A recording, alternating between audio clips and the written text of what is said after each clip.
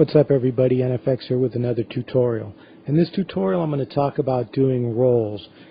Specifically I'm going to show you how to do a hi-hat roll and a snare build-up roll. And what I'm going to do is I'm going to basically start off with an empty pattern here. It's actually a 2-bar pattern, and I'm just going to lay down a very simple 4 on the floor type of kick and clap pattern. And then I'll also actually put the snares down just to keep it beefy, and then I'm going to tell the hi-hat to hit on every 2 steps. And just so you know where I'm starting from, this is it.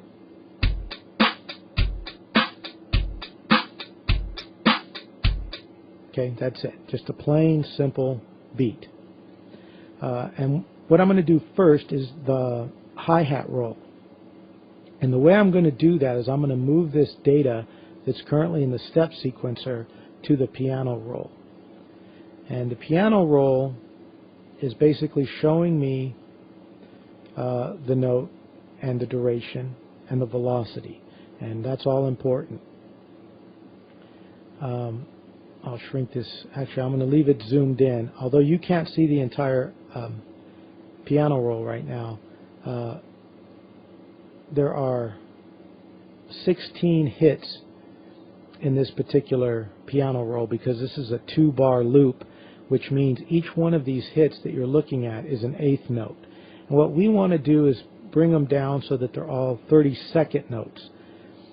The way we do that is, first we can zoom all the way in, which is what you're looking at, and second, make sure that your snap setting is at either a minimum of half a step, but it can be at half step or quarter step. And I'll just set it to half step for now. But what that'll allow me to do is, if I select all my notes and start shrinking them, the smallest I can get them are 1 square, which is in this case a 32nd note. So now that I have everything down to a 32nd note, I can put a fill in somewhere. And the way I'm going to do that is simply by drawing in some extra notes, like this. A fill is basically just a bunch of notes played very rapidly within a part of the pattern. That's all it is. And here I've drawn them in yellow just to differentiate them from the normal hat that's keeping time on every beat and every other beat, or in between every beat. And then what I'm going to do is I'll play this and you'll hear the roll.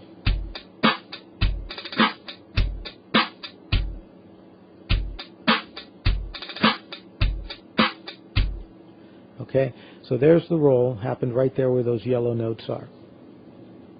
We can do a little bit to make these a little more authentic sounding, and what I'm going to do is I'm going to zigzag the velocity.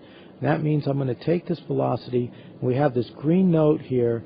I'm going to make the next note less in volume and basically kind of almost draw a W here in a way. And you can see it goes high, then low, a little bit higher, then low, and then high as far as the velocity goes. And that's going to give us a slightly more authentic feel and less computerized feel. Take a listen.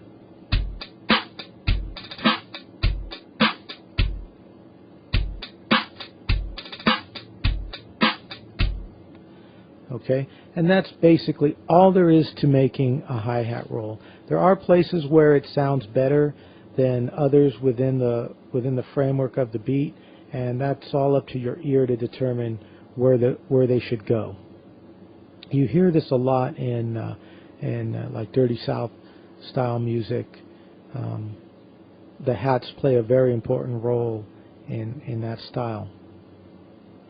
Let's go to the snare roll, and this is going to be a build-up roll, so it's a little bit different. I'm going to send the snare data to the piano roll, and I'm going to do the same thing where I basically shrink everything down and make it into a 32nd note. And I'll pick a spot, for example, right here. Actually, I'll go to the end of the, scroll over, and I'll do it right here. And what I'm going to do here is I'm going to, let me show you another method of doing the roll. If I just stretch out a note into the part of the pattern where I want the data to go, I can use a thing built into FL Studio to actually chop that up. I can go to File, or this is the keyboard, Tools, and then say Chop. And then by default, it's just going to chop it into 30-second notes. But I could chop it much finer if I wanted to, or much less. I'm going to leave it at the default and say OK. And now you can see I have this nice chopped snare drum. And if we take a listen to it now, it's going to sound like this.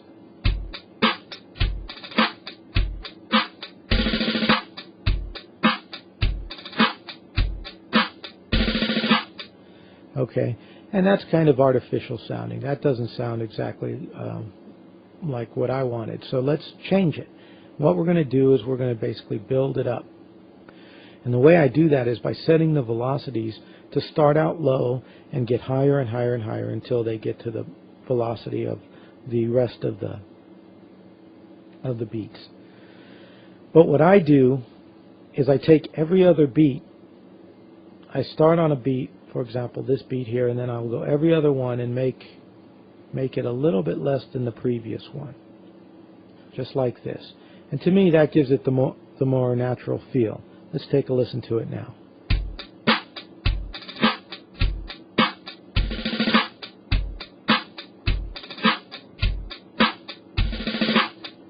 Okay, and then finally, I like to throw a couple of fill notes after snare rolls.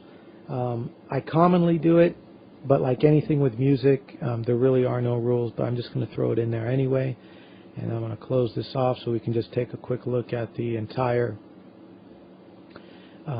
pattern. And you can see here is my hi-hat roll, and over here is my snare build-up roll. And with those two parts in mind, let's just take a listen again and hear what it all sounds like and looks like.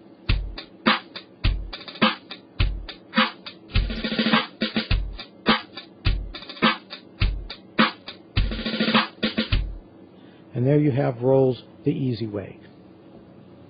I hope you learned something from this. If not, if you know someone who needs to learn about rolls, send them to this tutorial.